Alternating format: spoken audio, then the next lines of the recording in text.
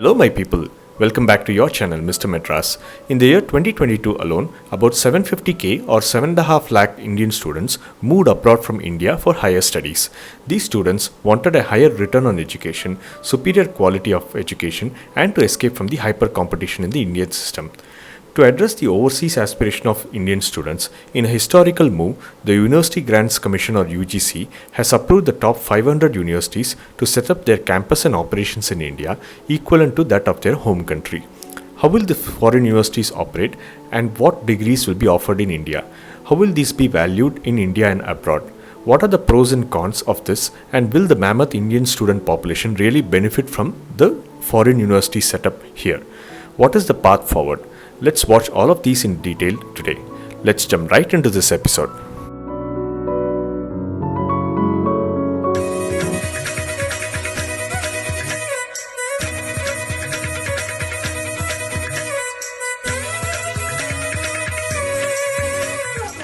That flight abroad at the age of 21, joining a top foreign university and flaunting around with its sweatshirt has always been an Indian dream, and so it was for me. This is me nearly a decade ago at two great temples of education, the MIT and the Harvard University, as a visitor, me ruing the fact that I didn't have the sufficient vision and the drive around 15 to 16 years of age to study in such great institutions. However, in today's age, about 7.5 lakh or 750k Indian students have moved abroad for higher studies in 2022 alone. This includes more than 1.2 lakh students who moved to the US and UK respectively. These 7.5 lakh students have very high aspirations to study in some of the top foreign universities, namely the Ivy League. Second, in their words, high competition and caste-based reservation in India leaves them out from the top Indian universities.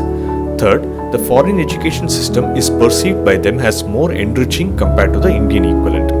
Fourth, they get a good high-paying employment overseas after graduation. And last, they feel that education is the gateway for them to settle abroad.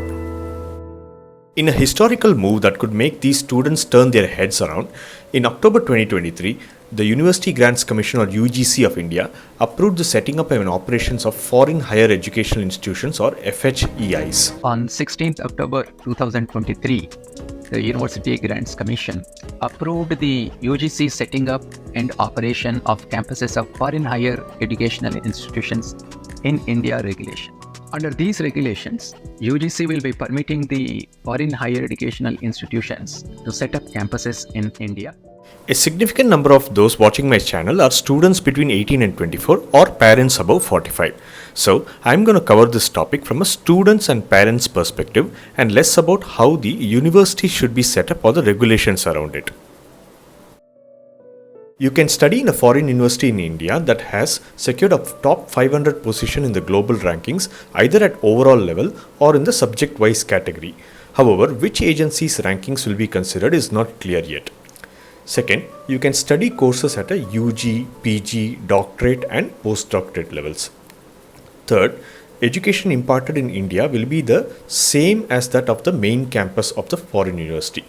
Fourth, the degree will be awarded by the foreign university equivalent to the corresponding degree in the main campus and also an equivalent of the Indian universities with the same privileges and rights. The degree will also be awarded under the name and seal of the foreign university of the country of origin with the same recognition and status.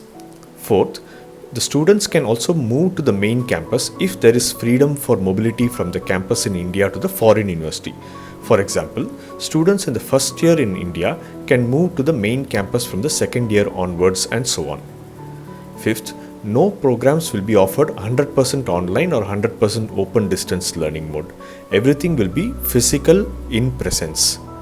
However, online lectures can be offered up to 10% of the program requirements. Next, partial or full scholarships and tuition fee concessions will be provided for students of Indian origin. Now, setting up foreign universities in other countries is not new, and for years, several Indian students have graduated from satellite campuses of foreign universities in UAE or Singapore. Let's take an example of New York University or NYU campus in Abu Dhabi. This campus is set up on the Saadiyat Island It covers nearly 40 acres and has the state-of-art facilities including research labs, film production studios, performance spaces and recreational areas. NYU AD provides UG and graduate degrees under Arts and Humanities, Engineering, Science and Social Science. Let's look next at the positives of foreign university setup in India. Obviously, due to lower cost of operations and salaries to faculty, a master's degree in USA, let's say $50K US dollars, may cost only one third or about 10 to 15 lakhs in India.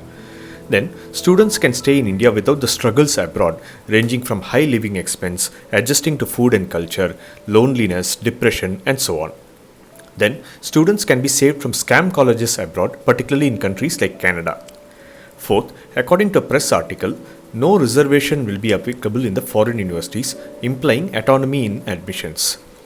Next, students in the first year in India can move to the main campus in second year, which gives them the best of both worlds. There be no negatives from these programs? Of course not. This program will be of no use to those who can still afford and will continue to go abroad for higher education. Second, those whose goal is to work and settle abroad ultimately will not find this program useful. Third, these programs may not provide diverse experiences if the class is made up of 100% Indian students, unless they are also open to some foreign students. Fourth, the quality and pay at which the faculty will be hired are unknown. And lastly, foreign universities will be given only a 10-year approval in the first phase, casting doubts on the permanence of the degrees held. In conclusion, let's hope that in the coming 1 or 2 years, a few universities will seem operational and will pave the way for more top-ranked universities to make India their next home and Indian students their proud outcomes. If you enjoyed this episode, do like and share further. Subscribe to my channel Mr. Madras for future episodes. Thanks for watching. See you next time.